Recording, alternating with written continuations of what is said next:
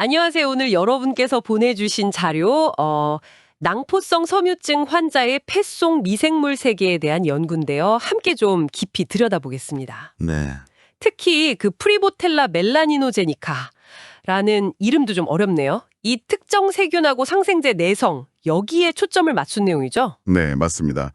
이게 낭포성 섬유증 환자 50명의 객담에서 직접 분리한 프리보텔라 멜라니노제니까 균주 50개를 가지고요.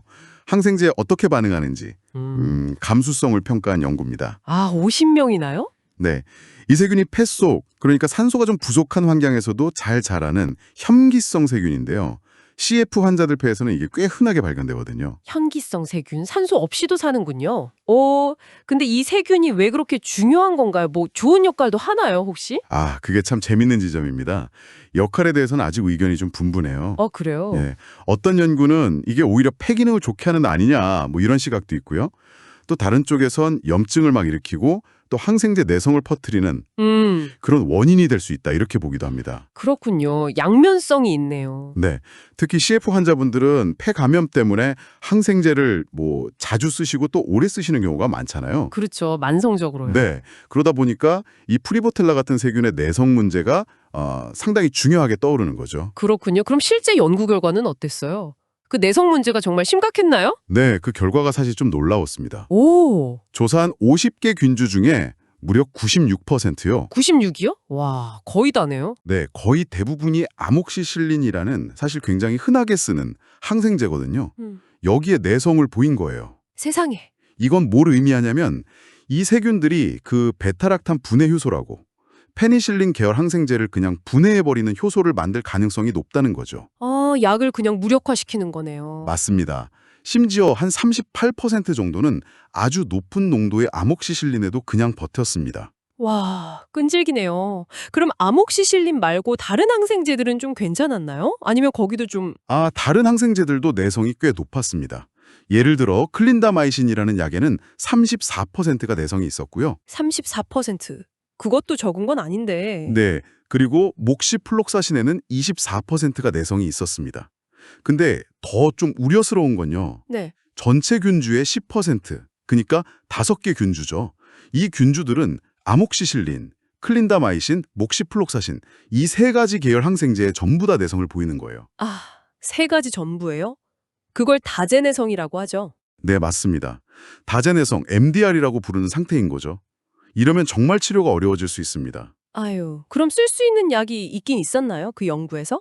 다행히 있었습니다. 모든 균주가 듣는 약도 있었어요. 예를 들면 아목시실린에 클라불란산이라는 걸 더한 복합제라든지 아, 네네. 아니면 피페라실린 타조박탐, 또 이미페넴, 메트로니다졸 같은 항생제에는 모든 균주가 다 감수성을 보였습니다. 아직 효과적인 치료 선택지가 있다는 거죠. 이건 정말 중요한 정보입니다. 네, 그나마 다행이네요. 근데 이렇게 내성률이 높게 나온 거, 특히 아까 말씀하신 클린다마이신 같은 특정 약의 내성이 높은 이유가 있을까요? 혹시 뭐랑 관련이? 네, 거기서 아주 흥미로운 단서가 나왔습니다. 연구진이 환자분들 약물 기록을 쭉 봤거든요. 네. 그랬더니 만성적으로, 그러니까 오랫동안 아지스로마이신이라는 항생제를 복용한 그룹이 있었어요. 아, 아지스로마이신이요. 네. 근데 이 그룹에서 클린다마이신 내성률이 통계적으로 의미 있을 정도로 확 높게 나타난 겁니다. 그 P값이 0.002였는데 0.00이면 거의 우연은 아니라는 거네요? 그렇죠. 이게 연관성이 아주 강하다는 걸 보여주는 수치죠. CF 환자분들이 염증 조절하려고 아지스로마이신을 장기 복용하는 경우가 꽤 많은데 어쩌면 이게 의도치 않게 프리보텔라의 클린다마이신 내성을 키우는데 영향을 줬을 수 있다는 겁니다. 와, 염증 잡으려다 다른 세균 내성을 키울 수도 있다니. 이게 참 복잡하네요. 네, 정말 복잡한 상호작용이죠. 그럼 이 연구 결과가 우리한테 궁극적으로 시사하는 바는 뭘까요? 핵심을 좀 짚어주시죠. 네, 크게 두 가지로 볼 수 있을 것 같습니다. 첫째는 낭포성 섬유증 환자 폐 속에 생각보다 흔한 이 프리보텔라 멜라니노제니카가 우리가 예상했던 것보다 훨씬 심각한 항생제 내성을, 심지어 다제 내성까지 갖고 있다는 사실이고요. 네, 그게 첫 번째? 그리고 둘째는 항생제 내성을 제대로 알려면 그냥 프리보텔라 속 지누스, 이렇게 큰 덩어리로 보면 안 되고 프리보텔라 멜라니노제니카 종, 스피시스처럼 훨씬 더 세부적인 단위로 분석해야 한다는 겁니다. 아, 같은 프리보텔라라도 종류별로 다르다는 거군요. 네, 그렇습니다. 같은 프리보텔라 집안이라도 사촌, 다른 종들끼리는 내성 패턴이 완전 다를 수 있다는 거죠.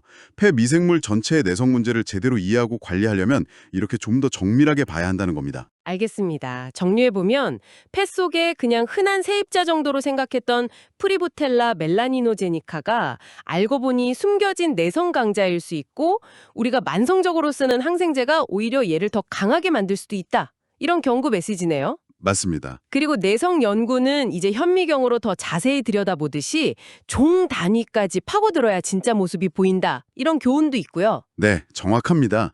이 연구는 결국 폐 속에 있는 그 혐기성 세균들이 가진 모든 내성 유전자 정보, 이걸 이제 혐기성 내성체라고 부르는데요. 여기에 대한 이해를 더 넓혀야 한다. 이런 필요성을 제기하는 거죠. 혐기성 내성체. 네, 마치 폐 속에 숨겨진 어떤 내성 유전자 도서관 같은 걸 파악해서 각 환자에게 더 잘 맞는 그런 정교한 치료 전략을 세워야 한다는 의미입니다. 네, 잘 알겠습니다. 근데 이 연구는 프리보텔라 멜라니노제니카 자체의 내성에 초점을 맞췄잖아요. 근데 문득 이런 생각이 드네요. 혹시 이 세균이 자기가 가진 그 내성 유전자를 폐 속에 같이 사는 다른 세균들한테 막 이렇게 전달해주거나 하진 않을까요? 그럴 가능성 충분히 있죠. 뭐랄까 비밀 정보 공유하듯이요. 이 보이지 않는 미생물 사회 안에서 벌어지는 이런 내성 유전자의 수평 이동? 이게 결국 우리 폐 건강 전체에는 어떤 영향을 미칠지 이건 한번 깊이 고민해볼 만한 질문인 것 같습니다. 네, 아주 중요한 지적입니다.